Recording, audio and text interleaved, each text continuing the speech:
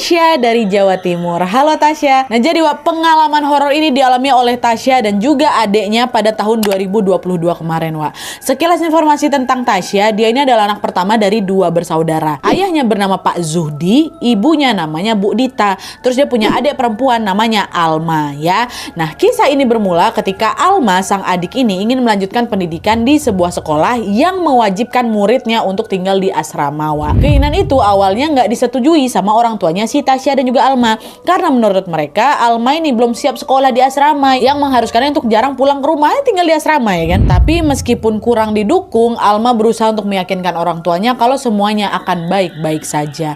Apalagi di sekolah itu Wak juga ada 2 orang saudaranya mereka. Yang pertama ada Kia, ini sesama murid. Terus yang kedua ada Tante Lita. Nah Tante Lita ini guru di sekolah itu. Dan setelah diyakini berkali-kali, orang tua Alma pun akhirnya menyetujui keinginan anaknya. Ya udahlah nak, kalau misalnya keinginan kok kayak gitu, tapi jaga diri baik-baik ya, soalnya kalau udah ada di asrama kamu bakal jarang nih ketemu sama bapak sama ibu, kata mereka. Iya, Alma pasti jaga diri kok bapak ibu, udah bapak tenang aja lah pokoknya, kata Alma. Nah dah lah tuh, setelah disetujui Alma pun akhirnya mendaftar Wak di sekolah yang dia inginkan ini, dan selang beberapa minggu kemudian dia pun mulai menjalani aktivitas belajar di situ. Di minggu-minggu awal sekolah semuanya berjalan lancar-lancar aja. Nah dia kata Tasya, Alma cepat beradaptasi dan dia ini juga cepat bergaul dengan teman-teman barunya. Nah hal itu tentu membuat orang tuanya Alma ini yang ngerasa lega lah, karena semuanya berjalan sesuai harapan mereka ya kan. Tapi sayangnya Wak, kelancaran itu tidak berlangsung lama karena memasuki bulan ketiga Alma mulai mengeluhkan kondisi di asramanya.